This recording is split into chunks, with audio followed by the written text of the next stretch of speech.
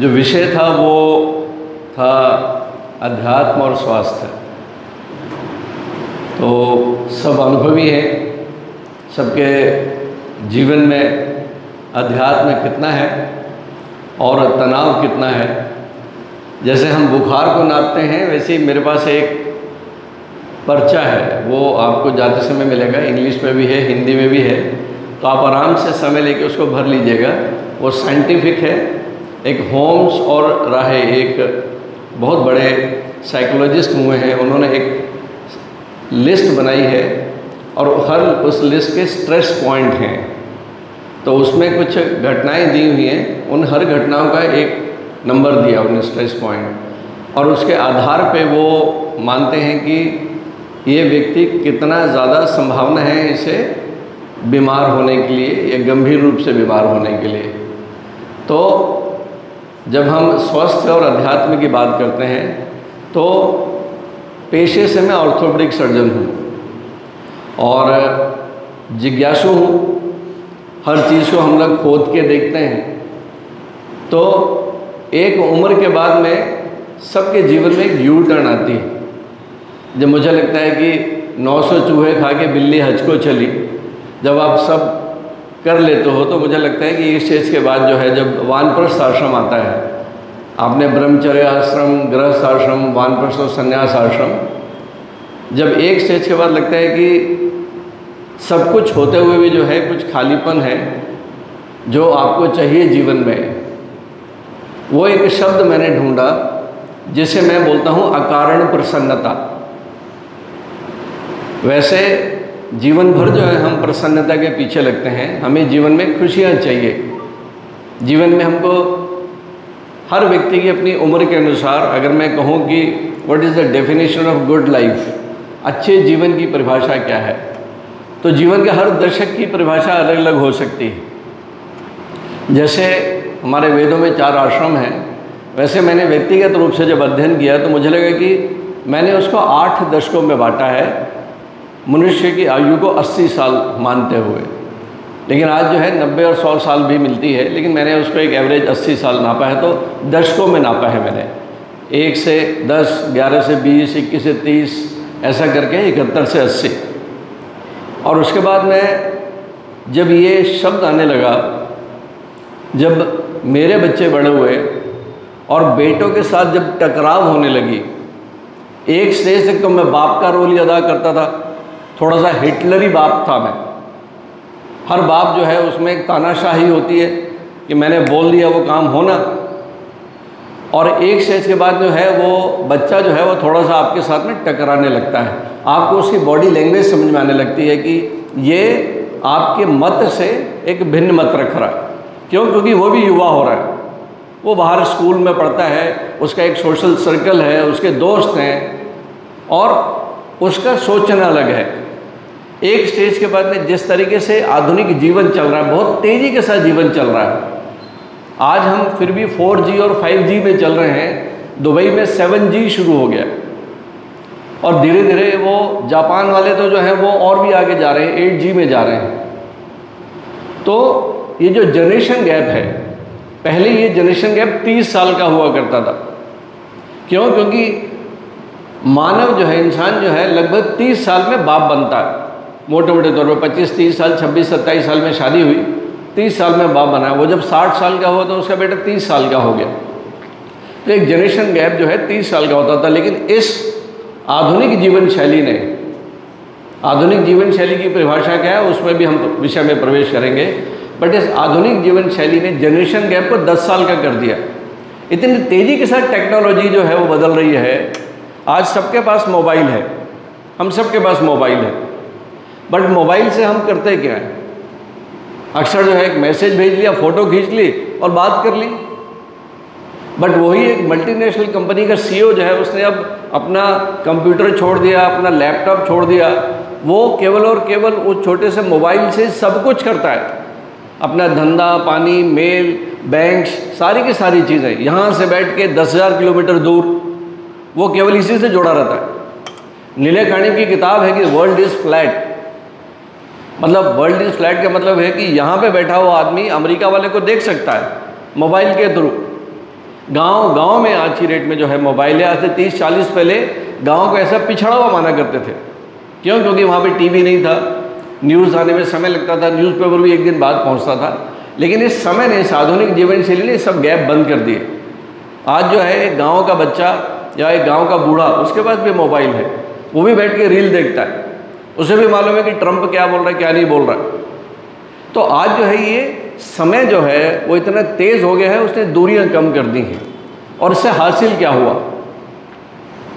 इससे हासिल ये हुआ कि पिछले 30 सालों में हम लोग भी लगभग जो है 35 साल से अपनी डॉक्टरी कर रहे हैं। तो 35 साल पहले जो है बीमारियां जो थीं, वो बीमारियां कैसी थी? टीबी, मलेरिया, हैजा, निमोनिया, तपेदिक, छोटी माता, बड़ी माता, सेप्टिसीमिया पस पड़ गई। समय के साथ में चूंकि विज्ञान है, विज्ञान हमेशा बढ़ता है आगे, आगे बढ़ते वैक्सीनेशन आ गई, सफाई ज़्यादा हो गई, सैनिटेशन आ गया, स्वच्छता हमने देखी, इन्फेक्शन कंट्रोल थ्योरीज आ गई अस्पताल में, अच्छे एंटीबायोटिक्स आ गए।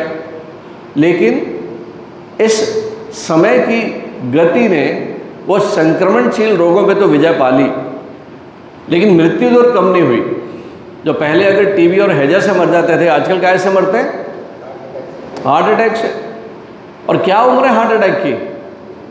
अभी हम सब जानते हैं कि वो बेचारा शादी करने गया, घोड़े पे बैठ के हार्ट अटैक होके गिर गया। ये कोई उम्र है? पंजाब में क्रिकेट खेलते हुए एक लड़के ने छक्का मारा और दौड़ते दौड़ते वो गिर गया। एक बच्ची उज्जैन की शादी में आई और डांस करते करते 32 साल की बेचारी गिर गई। तो ये तो उम्र थोड़ी है हार्ट अटैक की। आज जो है 35 साल पहले अगर मैं नर्मदापुर में प्रैक्टिस करता तो मुझे नहीं लगता था कि गांव में आते थे, कभी कमर दर्द है, कभी घुटने की दर्द है, दिखाने के लिए आ गए, और हम लोग पूछते हैं अभी साथ में कुछ और बीमारी तो नहीं है? नहीं है। लेकिन आज जो है अगर गांव की अम्मा आती है 55 साल की, अम्मा कुछ और बोले नहीं, ब्लड प्रेशर है क्या? हाँ है। डायबिटीज़ भी है? अच्छा। तो ऐसा जैसे कोई उपाधि मिली है उनको। थायराइड भी है, वो 50 mg की थायरॉक्स लेती हूँ मैं। कमाल है। अरे गांव की ज़िंदगी में ये सब बीमारियां कैसे आ गई? आज आपको पता है कि भारत जो है डायबिटीज़ में ज्वालामुखी बना हुआ है, ज्वालामुखी डायबिटीज़ में।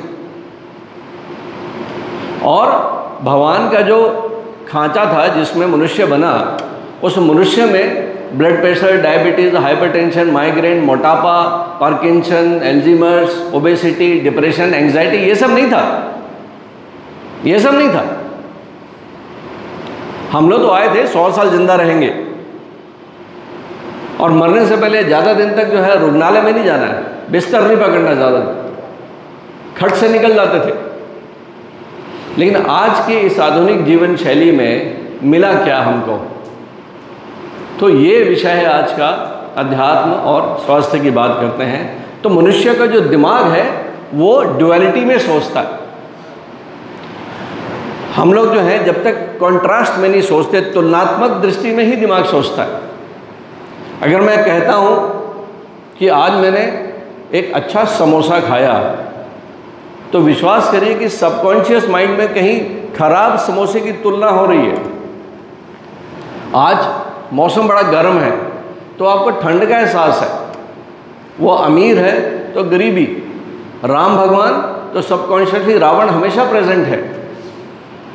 तो अच्छा बुरा, लड़का लड़की, खट्टा मीठा, अमृत जहर, तो हमारा जो अपब्रिंगिंग होती है बचपन से, तो हम लोग हमेशा जो सोचने की जो हमारी शक्ति है एक मानव की, वो हमेशा कॉन्ट्रास्ट में है।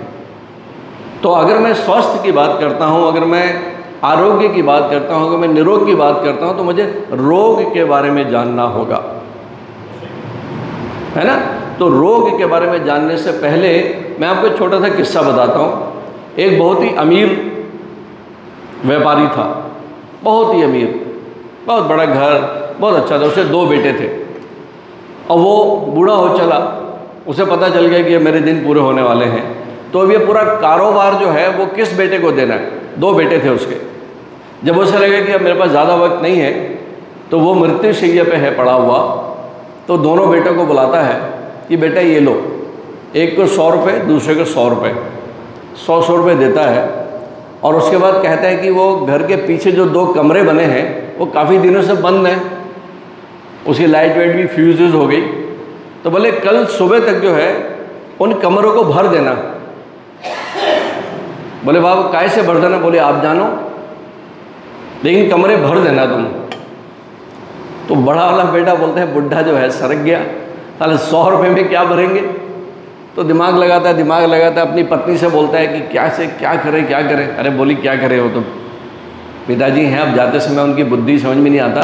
तो बोले काम करो, वो जो कचड़ा खाना है, वो जहाँ पे ढेर लगता है, वहाँ पे किसी मजदूर को बोलो भाई 100 रुपये में ठेले भर देगा। भाई कचड़ा ही भर सकते हैं 100 रुपये में? बोले हाँ यार, ब्रिलियंट आइडिया। पत्नी को शाबाशी देता है, तो 100 रुपये देता है और वो ढेर सारे जो है 4-5 ठेले से लाके वो कचड़ा भर देते हैं, कमरा भर गया। एंड ही इज़ हैप्पी कि बॉस कल जो है पूरा बिजनेस जो है मुझे मिलने वाला है। तो अगले दिन जो है पिताजी बोलते हैं कि चलो देखें कमरा। सुबह सुबह जाते हैं तो बड़े बेटे के कमरे को जैसे ही देखते हैं तो वहाँ से स्मेल आ रही है कचड़े की। भरा तो है लेकिन इतनी स्मेल आ रही है, एकदम बंद कर देते हैं। बोले चलो दूसरे के देखते हैं।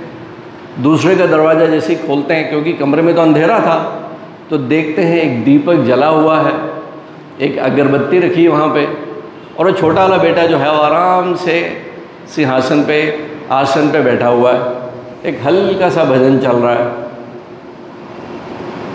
उसने उस अंधेरे कमरे को काहे से भर दिया? उजाले से भर दिया, खुशबू से भर दिया, भजन से भर दिया। तो मुझे ये बताने की ज़रूरत नहीं है कि उस बाप ने अपना बिजनेस किसको दिया होगा, है ना? लेकिन हम जीवन भर अपने ज़िंदगी के इस कमरे को काहे से भरते रहते हैं भाई? आप पहले वाले बेटे हो या दूसरे वाले बेटे हो? ज़िंदगी में बीमारी, ज़िंदगी में ईर्ष्या, ज़िंदगी में जलन, आगे बढ़ने की इच्छा, इसको खींचो, उसको खींचो, इसकी टांग खींचो, उसकी टांग खींचो। सास बहू को बोलती रहती है, बहू सास के बारे में बोलती रहती है। क्या करते रहते हैं हम लोग?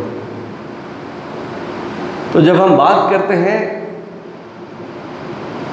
आज के इस रोग की, तो रोग के कारण हमको जानने होंगे, और सबसे पहले ये स्वीकार करना पड़ेगा कि हाँ मैं रोगी हूँ। रोगी होने का मतलब नहीं होता कि बुखार है, उल्टी है, टट्टी है, खुजली है, पेट दर्द हो रहा है, कैंसर है, ये नहीं है बुखार। रोग मतलब क्या है? रोग मतलब ये है कि आप निरोगी नहीं हो। और निरोगी कौन है? आपको मालूम है 1948 में WHO ने हेल्थ को डिफाइन किया। 1948 में WHO ने क्या बोला कि it's a complete state of physical, mental and social wellbeing. शारीरिक, मानसिक और सामाजिक पूर्ण रूप से आप परफेक्ट हो। बहुत बाद में 2000 में इसे अध्यात्म भी जोड़ा गया इसमें, उनको अकल आई बाद में। लेकिन पतंजलि ने 5000 वर्ष पूर्व स्वास्थ्य के बारे में क्या कहा, बताएं कोई? हमारे आयुर्वेद के डॉक्टर्स बैठे हैं यहाँ पे। वेरी गुड, तालियां, क्या बात है। श्वेता जी आपका नाम है कि सम धातु, सम दोष, सम अग्नि, मलः क्रिया, प्रसन्न आत्मा इंद्रिय मन स्वस्थ इति विधीयते। 5000 वर्ष पूर्व पतंजलि क्या बोलते हैं कि स्वस्थ कौन है? कि आपके शरीर में किसी किस्म का दर्द ना हो। सम धातु मतलब, ये आयुर्वेद वाले बेहतर समझते हैं, बट जो मैंने इसका मतलब निकाला है कि फिजिकल पेन ना हो बॉडी में, आपकी अग्नि, आपकी इंटेस्टाइन, आपका बीपी, आपका टेम्परेचर मेंटेन हो, आपका समदोषः जो पित्त, वात और कफ के बहुत अच्छे गुण हैं। आपको मालूम है कि एक आयुर्वेदाचार्य जो है उसे इवन नब्ज भी पकड़ने की ज़रूरत नहीं है। वो किसी पेशेंट को आते हुए देख के बता सकता है कि इसका कौन सा गुण प्रधान है, कि ये वात रोग प्रधान है, पित्त रोग प्रधान है, या ये कफ रोग प्रधान है। आपका स्ट्रक्चर। हमारा जो आयुर्वेद है इसकी बात ही निराली है। एलोपैथी कहती है कि पहले बीमार पड़ो तब हमारे पास आओ। पुलिस थाने हैं हम लोग, थाने हैं हम लोग, कि आपके घर में चोरी हो जाए उसके बाद आओ हमारे पास। आयुर्वेद बोलता है, Ayurveda means knowledge of life. Ayurveda life, Veda मतलब नॉलेज। आयुर्वेद है it is a knowledge of life, कि आप बीमार मत पड़ो। और हमने जो ये मैनुअल भगवान ने दिया था हमको, हमारे वेदों में हमारे ऋषियों ने जो हेल्थ का मैनुअल दिया है, हमने उसे कभी खोला नहीं। जो भी बात कर रहे थे दिनचर्या, ऋतुचर्या और इन सबको हमने कभी देखा नहीं, क्योंकि जीवन की आपाधापी में सबसे इंटेलिजेंट कृति मनुष्य अनफॉर्चुनेटली सभ्यता के विकास में इतना तेज दौड़ा कि कहाँ भाग गया आपको पता थोड़ी है। आपके जो साथी संगी आज भी जो जंगल में रहते हैं, है ना, हम भी तो कभी जंगल में रहा करते थे ना। इस सभ्यता के विकास में हम इधर आ गए, चांद और मंगल पे पहुंच गए, लेकिन हम जब जंगल में रहते थे, आज भी जो हमारे बाकी साथी संगी हैं उनमें और हमें क्या अंतर है। हमारे पास में पागल खाने हैं, हमारे पास थाने हैं, हमारे पास अदालतें हैं, है ना, हमारे पास वृद्धाश्रम है कि अपने पेरेंट्स को नहीं रखना तो बुढ़ों को भेज दो वहाँ पे। ये सभ्यता का मतलब है क्या? जंगल में तो ये है नहीं। हॉस्पिटल्स बना लिया आपने, बीमार रहने लगे। भीड़ देखो आप जाके जिला अस्पताल में, HP सिंह साहब रोज परेशान होते होंगे। कोविड में हमने देख ही लिया,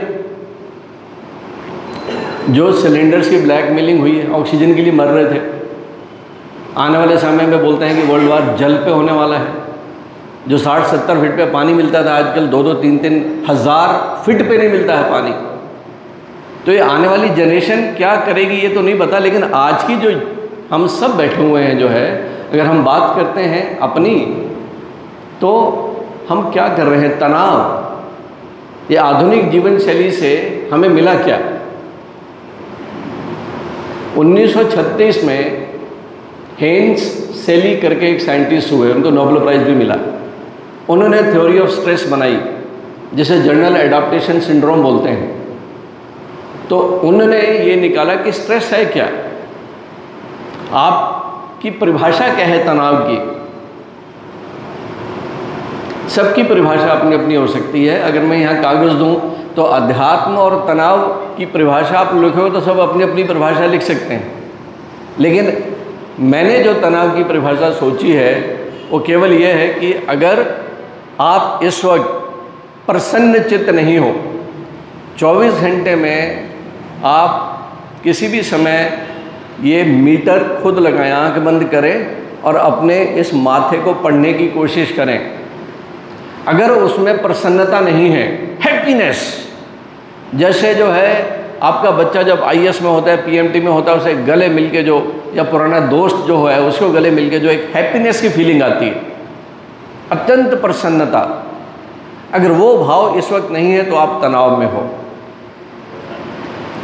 अगर किसी भी लम्हे में आपके जीवन में खुशी नहीं है, ये लम्हा, वर्तमान लम्हा अगर प्रसन्नता से भरा हुआ नहीं है, अगर आप जो है वर्तमान में गुजरे हुए किसी वक्त को सोच रहे हो, किसी ने क्या बोला उसके ताने बाने में हो, गड़े मुर्दे उखाड़ रहे हो, या फिर आने वाला समय उसकी प्लानिंग कर रहे हो जो आपके हाथ में नहीं है, उसकी अनिश्चितता के बारे में सोच रहे हो, फियर, तो ये यकीनन आप तनाव में हो। तनाव का मतलब ये नहीं है कि गरीबी है, एक्सीडेंट हो गया, या बच्ची की शादी नहीं हो रही, बेटे की नौकरी नहीं लग रही।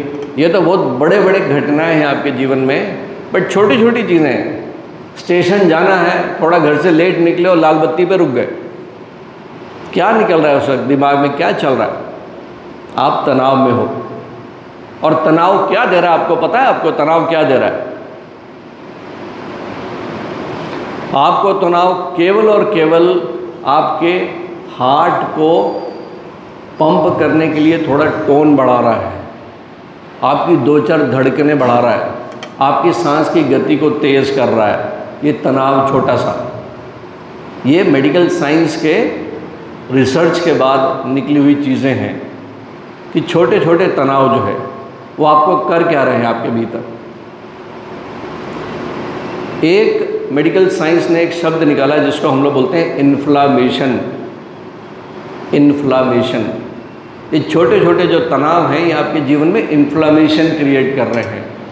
इन्फ्लामेशन वैसे लाइफ सेविंग है, अगर एक्यूट इन्फ्लामेशन है तो आपके जीवन को बचाती है, लेकिन इन्फ्लामेशन के बाद में आपको इमीडिएटली उसको ठंडा करना है। फ्लेम, आग, भीतर आग लग रही है, ये आग जलाने के लिए काफ़ी है दुश्मन को। जंगल में शेर आ गया सामने तो आपको जो है भागना है या लड़ना है। तो हेंस शैली ने जो शब्द निकाले वो था फाइट और फ्लाइट रिस्पॉन्स। फाइट और फ्लाइट रिस्पॉन्स, पूरा आज का जो मेडिकल साइंस जिस पे जा रही है, वेलनेस पे, रिवर्सल पे, उसका आधार ही ये है। कोविड में भी हमने देखा इन्फेक्शन नहीं था, इन्फ्लामेशन था जिसके कारण मरे। और अब धीरे धीरे जो है मेडिकल साइंस जो है इस बात को खोज रही है कि चाहे आपको ब्लड प्रेशर है, चाहे डायबिटीज़ है, चाहे आस्थमा है, चाहे एसिडिटी है, चाहे पेप्टिक अल्सर है, चाहे ओबेसिटी है, एंग्जाइटी है, माइग्रेन है, कैंसर है, इरिटेबल बाउल सिंड्रोम है, पार्किंसन है, एल्जीमर्स है, शायद और कोई बीमारी बची नहीं। इन सब बीमारियों के पीछे का कारण केवल और केवल एक ही रोगाणु है, वो है आप खुद। आप खुद अपनी वजह से आप जो है ये इन्फ्लामेशन क्रिएट करते हो, और इन्फ्लामेशन जो है ये क्रॉनिक इन्फ्लामेशन जब बन जाता है तो इसलिए इन सब बीमारियों को एक नाम दिया जाता है, that is chronic inflammatory disease, अर्थात लाइफस्टाइल डिजीज़ और तनावजन्य रोग। इनका कारण केवल और केवल एक है, दैट इज इन्फ्लामेशन। जो बायोमैकेनिक्स है इसके वो है इन्फ्लामेशन। इन्फ्लामेशन जो है धीरे धीरे धीरे आपकी खून की नसों को हार्ड करता है। जब हार्ड करता है तो उनका जो डायमीटर है वो छोटा होता है, वेस्कुलरिटी कम होते जाती है, और जहाँ भी इन्फ्लामेशन होता है मेडिकल साइंस वहाँ पे आइटिस लगा देती है, कंजक्टिवाइटिस, डर्मेटाइटिस, अपेंडिसाइटिस, आर्ट्राइटिस। जहाँ भी आइटिस लगे डॉक्टर ने लिखा आइटिस मतलब इन्फ्लामेशन। और अब मेडिकल साइंस ने निकाली है कि जब आपके दिमाग में इन्फ्लामेशन होता है तो ब्रेन हिमरेज होता है, माइग्रेन होता है आपको। जब आपके हार्ट में इन्फ्लेमेशन होता है तो एंजाइना होता है, coronary artery disease, heart attack होता है आपको। जब आपके पेनक्रियाज में इन्फ्लेमेशन होगा तो डायबिटीज़ हो जाती है आपको। जब आपकी किडनी में होता है तो क्रॉनिक रीनल फेलियर चले जाते हो आप। जब लीवर में होता है तो सिरोसिस हो जाता है। जब चमड़ी में होता है तो डर्मेटाइटिस हो जाता है। जब आपकी इम्यूनिटी, आपकी पूरी आर्मी जो है उसमें जब इन्फ्लेमेशन होता है तो ऑटो इम्यून डिसऑर्डर्स। ये सारे के सारे जो है तनावजन्य रोग, इन सब से बचा जा सकता है। कैसे? केवल और केवल एक रास्ता अपना के, आरोग्य भारती का, कि आप सारे के सारे आरोग्य भारती के आरोग्य मित्र बने और अपने जीवन में अध्यात्म को आने दें। और अध्यात्म क्या है भाई? कि 108 दानों की माला लें और ओम नमः शिवाय बोलें, या नहा के मंदिर में जाके अम्मा नमस्कार मत्था टेक लें। अध्यात्म ये नहीं है। अध्यात्म क्या है? आत्मा का अध्ययन। और आत्मा क्या है? आत्मजन। मैं अपने आप को पहचानूं कि हु एम आई, मैं हूँ कौन। अपने आप को जानना ही अध्यात्म है। जब तक आप अपने आप को एक नाम से जानते हो तो उस नाम के जितने कलेश हैं वो सारे के सारे आपके सामने शनि, राहु और केतु जैसे खड़े हैं। मैं डॉक्टर राजेश शर्मा, तो जितने मेरे कलेश हैं वो सारे के सारे मेरे दिमाग में हैं। और जिस दिन जो है मैं उन्हें भूलने की कोशिश करता हूँ, मैं डिस्कनेक्ट होने की कोशिश करता हूँ, मैं अपने विचारों से अपने इस आईनेस को निकाल देता हूँ, उस दिन मैं थोड़ा सा समाधि में जाने की कोशिश करता हूँ। तो अष्टांग योग के जो पहले 5 जो अंग हैं वो बही अंग हैं, वो बाहर बॉडी के लिए हैं बने हुए, यम, नियम, आसन, प्राणायाम, प्रत्याहार। पर धारणा, ध्यान, समाधि जो है वो आपके इंटरनल स्ट्रेस के लिए बनाए हैं। क्या हमारे ऋषि रहे होंगे 10,000 वर्ष पूर्व अगर वेद रचे गए तो आपने कभी कल्पना करके देखी है कि उस वक्त इंटरनेट नहीं था, गूगल नहीं था, साइकिल नहीं था, स्कूटर नहीं था, बिजली नहीं था, टाइप नहीं था, विज्ञान, तो वहाँ पे ऐसा कौन सा विज्ञान था? वेद लिखे नहीं गए, मालूम हो ना आपको, वेद साक्षात ब्रह्मवाणी है, रचे गए। जो ऋषि मुनि थे वो बैठते थे ध्यान से और कनेक्ट हो जाते थे, और कनेक्ट होते थे और जो आता था वो लिखते थे, वो वेद हो गए, और जो बोलते थे वो मंत्र बन गए। और नहीं विश्वास होता तो पतंजलि का विभूति पाद पढ़िए, 16, 17, 18, 19, 20 श्लोक पढ़िए, सब समझ में आ जाएगा कि इंसान की ताकत कितनी है। इस योग से आप क्या नहीं कर सकते? आप परकाया प्रवेश कर सकते हो, आप दूसरे के चित्त को पढ़ सकते हो, आप छिपकली क्या कह रही है, वो पेड़ क्या कह रहा है, आप एक ही समय पे 2 जगह पे 3 जगह पे विद्यमान रह सकते हो। अरे हम भारत के लोग हैं भाई, सनातनी ज्ञान परंपरा अनफॉर्चुनेटली हमने छोड़ दी, बट कोशिश करिए एक बार पतंजलि को पढ़ने का। वो केवल और केवल बोलता क्या है, योगश्च चित्त वृत्ति निरोधः, ये अपने मन को तो कंट्रोल करो। तो अध्यात्म क्या है? अध्यात्म इज माइंड मैनेजमेंट। अपने आप को पढ़ना मतलब अपने माइंड को। And what is mind?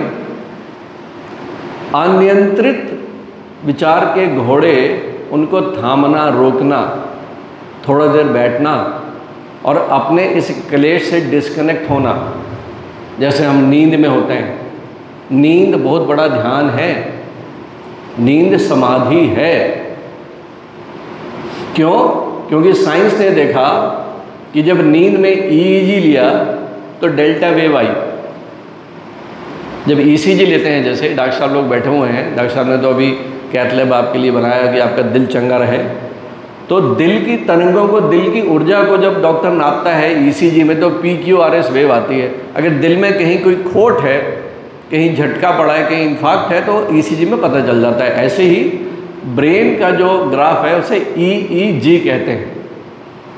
तो जब नापा गया तो उसमें जो वेव्स आती हैं उनके नाम हैं बीटा, अल्फा, थीटा, डेल्टा और गामा।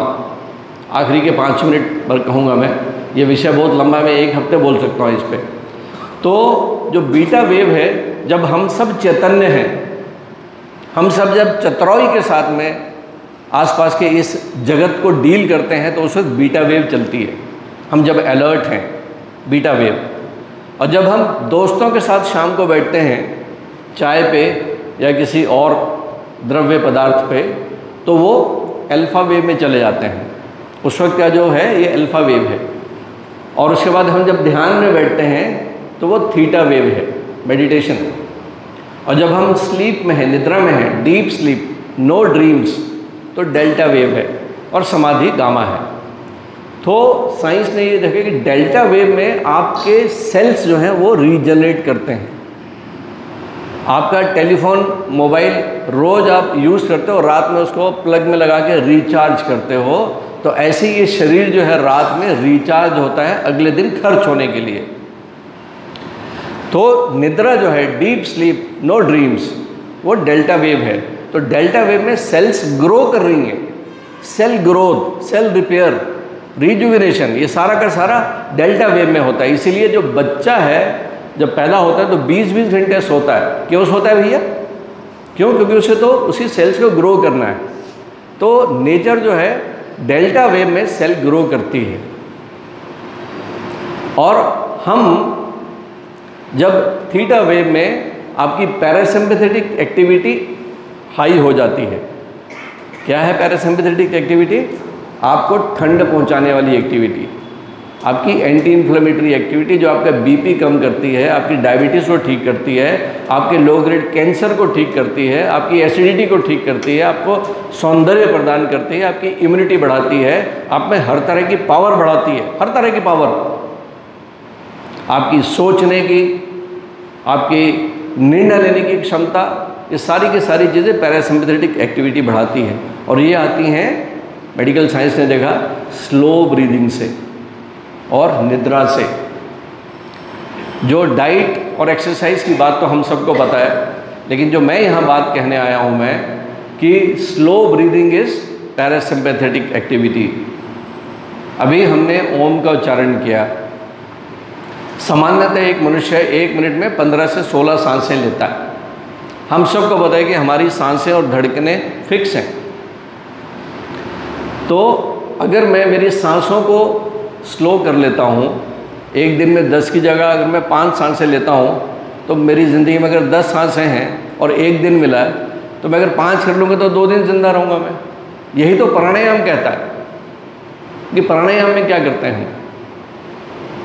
प्राणायाम में हम अनुलोम विलोम में हम स्लो ब्रीदिंग करते हैं, और स्लो ब्रीदिंग जब करते हैं तो सांसों के साथ हृदय की धड़कन जुड़ी हुई है, सांसों के साथ में मन की तरंगें जुड़ी हुई हैं। क्यों? क्योंकि ब्रेन में रेस्पिरेटरी सेंटर और हाइपोथैलेमस या लिम्बिक सिस्टम आसपास है।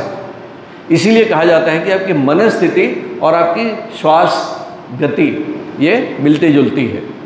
अगर कोई आदमी क्रोधित है दूर, तो आप उसके चेहरे से पता लगा लो कि टेंशन में है, चेहरा विकृत हो जाता है, प्लस उसकी चेस्ट। और वही अगर एक आदमी शांत है तो उसको भी पता चल जाएगा आपका। आप माइंड अपसेट हुआ, रेस्पिरेशन अपसेट हुआ, आप रेस्पिरेशन को रीसेट करो, माइंड रीसेट होता है। इसीलिए कहा जाता है कि अगर कोई आदमी उबलते हुआ आया तो बोलते हैं, राहुल 1 मिनट यार, शांत बैठ भाई, ठंडी सांस ले, चल ठंडी सांस ले। द मोमेंट आप लंबी गहरी सांस लेते हो, आप स्वयं अनुभव करेंगे कि कैसे मन शांत होता है आपका। ये योगा का मूल सिद्धांत है, ये अध्यात्म का मूल सिद्धांत है। क्यों? क्योंकि अध्यात्म को इंग्लिश में स्पिरिचुअलिज्म कहा जाता है, और ये ग्रीस शब्द है। ग्रीस में स्पिरिटस का मतलब होता है सांस। यहीं से ये स्पिरिचुअलिज्म शब्द बना कि अध्यात्म का मतलब है अपने सांसों पे ध्यान देना। क्योंकि केवल इस प्रकृति ने एक ही क्रिया आपको दी है जो आपके बस में है। हृदय की धड़कन आपके बस में नहीं है, आपकी बॉडी का टेम्परेचर आपके बस में नहीं है, आपके बस में पाचन तंत्र नहीं है, आपके बस में सोचना नहीं है। केवल और केवल आपके बस में है आपकी श्वास क्रिया। ये वॉलंटरी भी है, इनवॉलंटरी भी है। सुबह से अभी तक आप सांस तो ले रहे हो ना, लेकिन आपने ध्यान नहीं दिया। 2 मिनट केवल और केवल सांस लें, पूरे चैतन्य भाव से अपने विचारों में केवल सांसों को रखते हुए सांस लें, धीमी गहरी सांस लें। उसके क्या लाभ होंगे? 50 लाभ मैं यहाँ गिना सकता हूँ केवल स्लो ब्रीदिंग के। और अंग्रेज़ों ने इसको पेटेंट कर लिया, चुरा लिया हमसे, और उन्होंने बोला कि वेगल ब्रीदिंग, बॉक्स ब्रीदिंग, और उन्होंने पेटेंट कर लिया कि आपका पूरक, उसके बाद अंतः कुंभक, रेचक, बाह्य कुंभक, ऐसा करो तो ऐसा होगा। ये बहुत बड़े कार्डियोलॉजिस्ट हैं हार्वर्ड के, डॉक्टर हैंसन, उन्होंने बोला। क्यों बोला? क्योंकि महर्षि महेश योगी के ट्रांसडेंटल मेडिटेशन को उन्होंने चुराया। उन्होंने किताब लिखी है योग निद्रा पे कि कैसे बिना गोली के बीपी को कम करें। ये सारी की सारी चीज़ें हमारे भारतीय अध्यात्म में, हमारे भारतीय स्वास्थ्य चिंतन में लिखी हुई हैं, और आरोग्य भारती इसी को आगे बढ़ा रहा है कि स्वस्थ जीवन शैली कैसे अपनाएं। आप अपना स्वास्थ्य आपके हाथ में है, छोटी छोटी बातें हैं। मैं ये नहीं कहता कि 50 साल के बाद ही आवश्यक है। अगर एक 15 साल का बच्चा है, आप उसके साथ बैठे, उसको बोले केवल और केवल 5 मिनट बैठ, सांस लेना सीख, केवल सांस लेना सीख, कुछ मत कर। तेरे को गाना गुनगुनाना है तो गाना गा ले, कुछ भी ओम चैंटिंग कर ले, तेरे को जो गाना गा ले, but just try to breathe slowly, only 5 to 10 minutes. आप आज से शुरू करिए। क्यों? क्योंकि ये माइंडफुल ब्रीदिंग कहलाती है। Mindful breathing, breathing with awareness. और अध्यात्म के बहुत सी क्रियाएं हैं। मैं क्रिया योग पे काम करता हूँ मैं, लेकिन मैंने स्वयं देखा है इस चीज़ को। ये एंटी एजिंग प्रोसेस है। इससे शरीर की 10th वेगल नर्व स्टिमुलेट होती है। वेगस नर्व हमारे शरीर की पैरासिम्पैथेटिक नर्व है जो लंग्स को भी सप्लाई करती है, हार्ट को भी, इंटेस्टाइन को।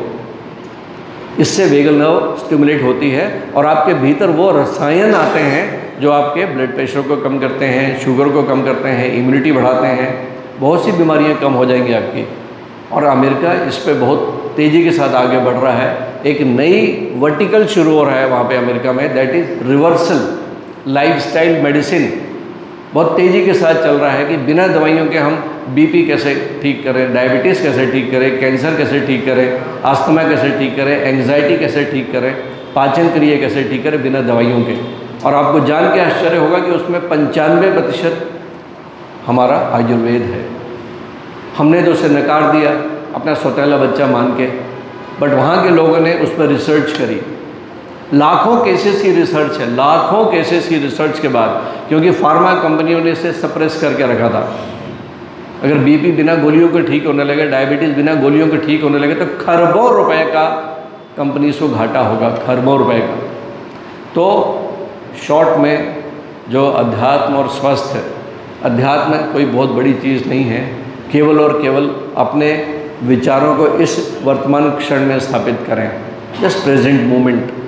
केवल पेंडुलम के जैसे मत रहें, ना पीछे सोचना है ना आगे सोचना है, केवल वर्तमान। और वर्तमान में सोचने के लिए आपको आपकी सांसों का सहारा लेना पड़ेगा। थोड़ी देर बैठ के आँख बंद करें, लंबी गहरी सांस लेना है, लंबी गहरी सांस छोड़ना है। ओम का उच्चारण कर सकते हैं, क्योंकि न्यूयॉर्क में एक एक्सपेरिमेंट किया गया था दलाई लामा और महर्षि मेहजोगी ने। बहुत से संतों ने मिलके न्यूयॉर्क के टाइम स्क्वायर पे ओम का उच्चारण किया था कुछ समय तक, और अमेरिका की हिस्ट्री में पहली बार हुआ कि उनकी क्राइम रेट में, उनके उस ग्राफ में गिरावट आई थी। तो ओम का उच्चारण जो है आपके घर में जो है सात्विकता लेके आता है। ये ओम ब्रह्म तत्व है। जब सृष्टि नहीं बनी थी, जब पृथ्वी नहीं बनी थी, 4.5 बिलियन ईयर्स की उम्र है नासा के अनुसार पृथ्वी और सूर्य की।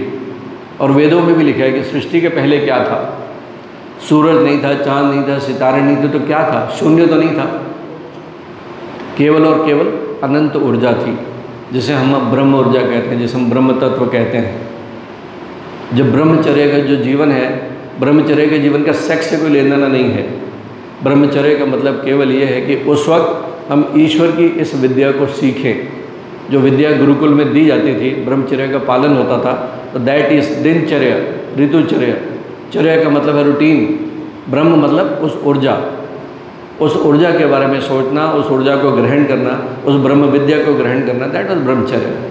और उस विद्या को हासिल करने के बाद वो अपने जीवन में जब जाते थे, उस कुरुक्षेत्र में जब जाते थे, तो अपना अच्छा जीवन जिया करते थे। तो मेरा केवल और केवल विनम्र निवेदन है कि आरोग्य भारती आपके जीवन में है, आप मानो ना मानो, लेकिन आपका जो है ये संकल्प होना चाहिए स्वप्रेरित होके कि अपने लिए तो हर कोई जीता है, बट आरोग्य मित्र बन के आप रोज़ 10 मिनट से किसी भी जगह पे जब अपने दोस्तों के साथ बैठें तो अच्छे स्वास्थ्य के बारे में 2 शब्द बोलें, अपने बच्चों को अच्छी शिक्षा दें। क्योंकि आरोग्य भारती कहता है कि अगर देश की सेवा करनी है तो पहले अपनी सेवा करो, अपना हेल्थ ठीक करो। स्वस्थ व्यक्ति, स्वस्थ परिवार, स्वस्थ ग्राम और स्वस्थ राष्ट्र। मैं सबको प्रणाम करता हूँ, नमन करता हूँ। भारत माता की